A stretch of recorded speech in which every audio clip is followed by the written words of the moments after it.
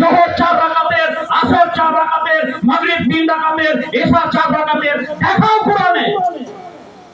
কোরআনে দেখাও যে ফজরের নামাজ 2 রাকাত পড়তে হবে, দেখাও জোহরের নামাজ 4 রাকাত পড়তে হবে, দেখাও আসরের নামাজ 4 রাকাত পড়তে হবে।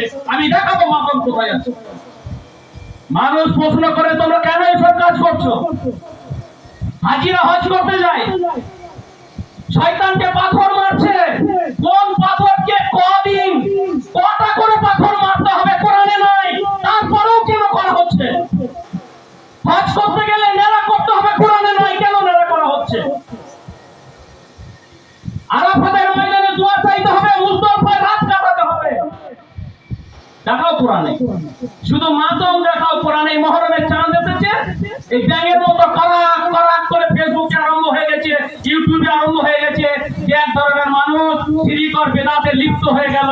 দেখো, এক ধরনের মানুষ রয়েছে যারা এইরকম পবিত্র, এইরকম একটা দুঃখজনক মাসেও মানুষকে বলছে happy new year, happy new year.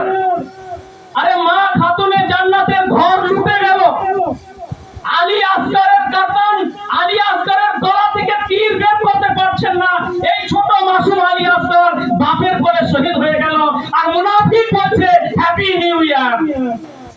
Ali Akbar আলাইহিস সালামের মুখ থেকে যখন তীর বের করা হচ্ছে, ফলা বের করা হচ্ছে, কলজের টুকরো এসে বাপের চোখে লাগছে, আর এক বান্দা মুসলমান কলমা পড়নেওয়ালা বলছে happy new year, happy new year.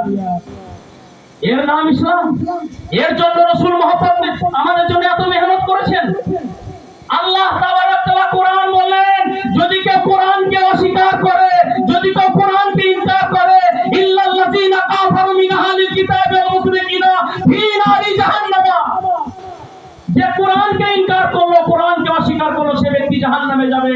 তো দশে কারবালায় আমার মাওলা হুসেনের পানি কারা বন্ধ করেছিল? যাদেরকে মহব্বত করার কথা হুকুম আল্লাহ দিয়েছেন, তাদেরকে নির্মমভাবে শহীদ করা করেছিল সব সাহাবাদের ছেলে।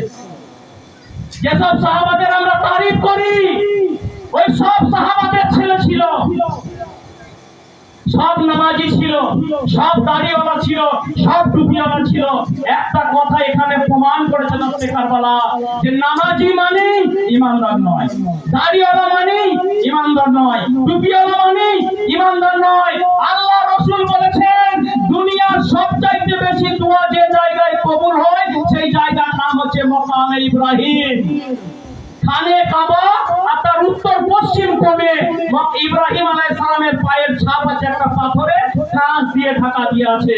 আমরা বলি হাজি হজ করতে গেল, সাফা মারওয়ার দড়া লাগাতে গিয়ে সেই জায়গায় পদপিষ্ট হয়ে মানুষ মারা গেল, আমরা বলি হাজি পবিত্র জায়গায় মারা গেছে, জান্নাতি হয়ে গেল। আরে আল্লাহ রাসূল বললেন, দুজাহানের বাদশা বললেন, সাইয়্যিদুল মুরসালিন বললেন, যে মাকামে ইব্রাহিম আর খানে কাবার মাঝখানে সেজদার হালতে যদি মারা যায়, আর আমার আওলাদের মহব্বত যদি অন্তরের মধ্যে না থাকে, আল্লাহর জান্নাতে প্রবেশ করতে পারবে না।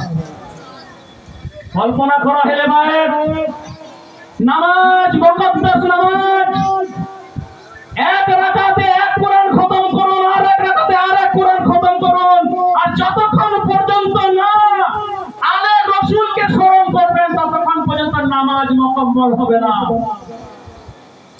নামাজ ততক্ষণ পর্যন্ত মুকম্মল হবে না যতক্ষণ পর্যন্ত আপনি দরুদ ইব্রাহিম পড়েছেন। আর দরুদ ইব্রাহিম কি? দরুদ ইব্রাহিম হচ্ছে ইব্রাহিম আলাইহিস সালাম আর তার বংশধরের সালামতি, মুহাম্মদ সাল্লাল্লাহু আলাইহি ওয়াসাল্লাম তার বংশধরের সালামতি, এর নাম হচ্ছে দরুদ। এর নাম দরুদ আমরা ইমামবাড়া বানিয়েছি। মানুষ প্রশ্ন করবে আমাদের কাছে যে ইমামবাড়া শিরক, ইমামবাড়া বিদআত। আল্লাহ রাসূলের যত হাদিস আছে, আমার পিছনে দুজন মুকদ্দাস ইমাম ভাই আমার বসে আছেন, কাবিলে কদর ইমাম, ওনারা জিজ্ঞাসা করে দেখুন, আল্লাহ রাসূল সাল্লাল্লাহু আলাইহি সাল্লাম গাদিরের ময়দানে